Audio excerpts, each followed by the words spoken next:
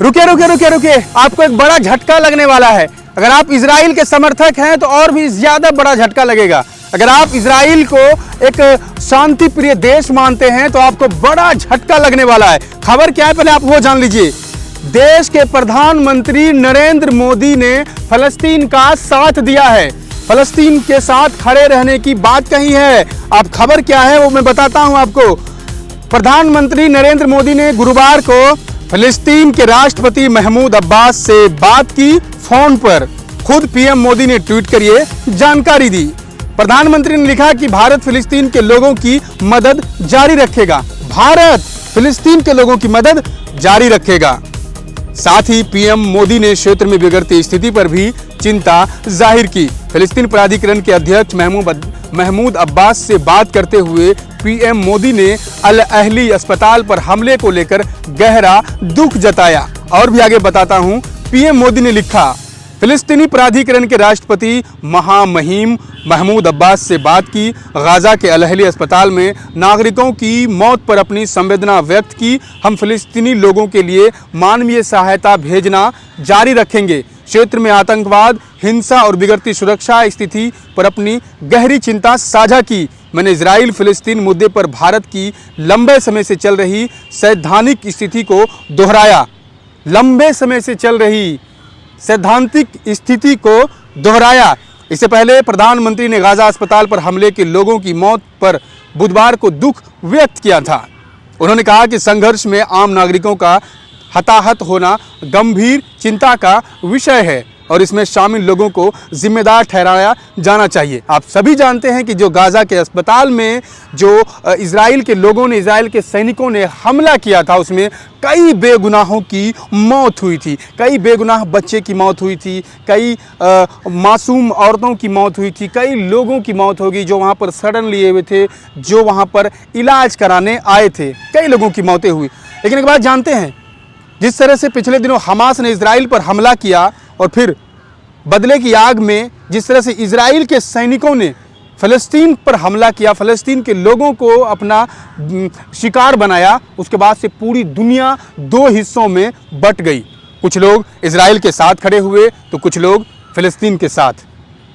कुछ लोग इजरायली सैनिकों की वाहवाही कर रहे थे तो कुछ लोग फ़लस्तीन के मासूम बेगुनाहों के प्रति अपना दुख व्यक्त कर रहे थे, अपना दुख जाहिर कर रहे थे। लेकिन इसी बीच हमारे देश में भी, हमारा देश भी दो हिस्सों में बट गया। कुछ लोग हमारे देश के जो हैं वे लोग इजराइल की जो आतंकी गतिविधि थी, जो इजराइल ने किया फ़लस्तीन के लोगों पर, उसके समर्थन में खड़े थे।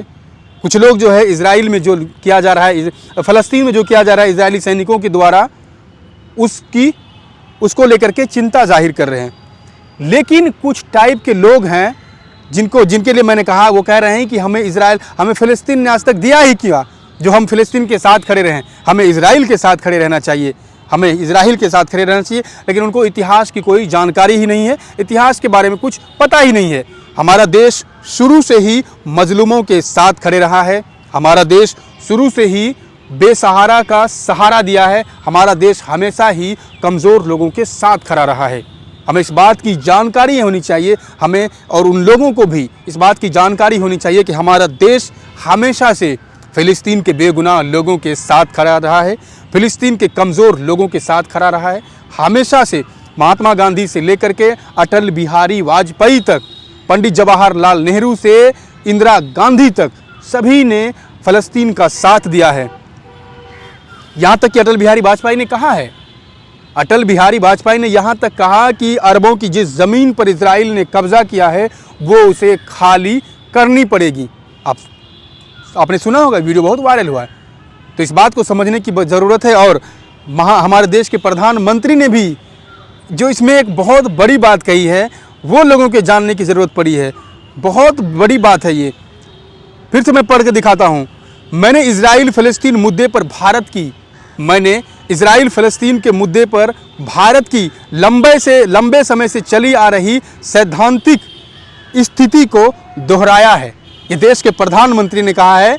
और देश के प्रधानमंत्री ने यह भी कहा कि हम जो है वहाँ के लोगों को की जो है सहायता, फ़लस्तीन के लोगों की सहायता हमेशा जारी रखेंगे। और उन्होंने इस बात को दोहरा दिया। तो भाई आपको तो बड़ा झटका लगा होगा। जो इजराइल चिल्ला रहे थे, जो इजराइल का गुणगान कर रहे थे, इजराइल के आतंकी गतिविधि को आतंकवाद पर हमला बता रहे थे, अस्पताल पर हो रहे मासूम बेगुनाह औरतों पर जुल्म, अस्पताल में मासूम बच्चे की मौत पर जो इन्हें आतंकवादी गतिविधियों को ख़त्म करने के लिए कहा जा रहा था कि ये इजराइल जो है आतंकवाद को ख़त्म कर रहा है, उन लोगों को तो बड़ा झटका लगा होगा। तो चलिए, इसमें घबराने की ज़रूरत नहीं है। अब आप भी अपना स्टैंड क्लियर कर दीजिए। जिस तरह से देश के प्रधानमंत्री ने अपना स्टैंड क्लियर कर दिया और वे कह दिए हैं कि हम फिलिस्तीन के साथ खड़े हैं, आप भी कह दीजिए कि हम मजलूमों के साथ खड़े हैं, हम मानवता के साथ खड़े हैं। जो लोग आतंकी गतिविधि को अंजाम देते हैं उसके खिलाफ खड़े हैं, जो लोग मजलूम हैं, जो लोग कमज़ोर हैं, उनके साथ हम खड़े हैं। आपको भी अपना स्टैंड क्लियर कर लेना चाहिए। तो चलिए, आपको घबराने की ज़रूरत नहीं है। अब आपकी क्या प्रतिक्रिया है इस कमेंट बॉक्स में ज़रूर दीजिए। इस वीडियो को देखने के बाद आप किसके साथ खड़े हैं अब बताइए।